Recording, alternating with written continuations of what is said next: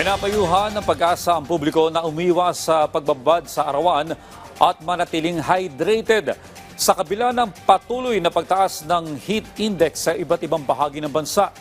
Yan ang ulat ni Stephen Patron ng Philippine Information Agency, SOC Sargent.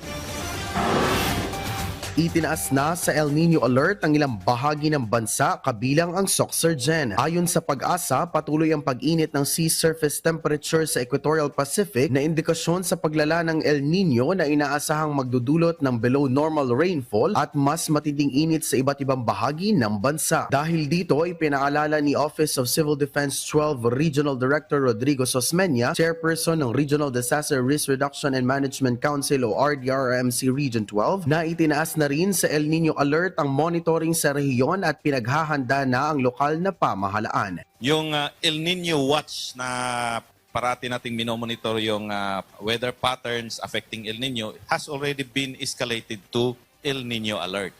So we are reminding our LGUs to activate their respective precautionary measures and their preventive measures to mitigate the effects of El Nino. Binigyan din ng Council ang ilang hakbang tulad ng pagtitipid ng enerhiya at fuel lalo't naapektuhan ng power sources tuwing tagtuyot. Sa agrikultura, patuloy ang pagpapatupad ng tamang irigasyon sa mga sakahan upang mabawasan ang epekto sa produksyon habang nagbabala rin ng Council sa posibleng pagtaas ng bilang ng mga insidente ng forest, grass at urban fires, gayon din sa health-related illnesses tulad ng heat stroke dulot ng matinding init. Ipinaliwanag naman ni Pag-asa Jansan Chief Meteorological Officer Benrio Binyan na ang mataas na heat index ay direktang nararamdaman ng katawan na maihahalin tulad sa matinding lagnat, kaya mahalagang umiwas sa matagal na pagbabad sa arawan, manatili sa lilim at panatiling hydrated ang sarili upang maiwasan ang heat stroke. Pwede naman tayong lumabas kasi hindi naman biglaan yung heat index na yan na tataas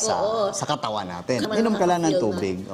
Pwede naman lumabas. Pwede naman. Pero wag lang talaga magbabad sa init ng araw. Nananawagan ng RDRMC Region 12 sa publiko at mga LGU na maging maagap at makiisa sa mga hakbang upang mabawasan ang epekto ng El Nino sa rehiyon. Mula rito sa lungsod ng General Santos, para sa Integrated State Media, Stephen Patron ng Philippine Information Agency, SOC Sargent.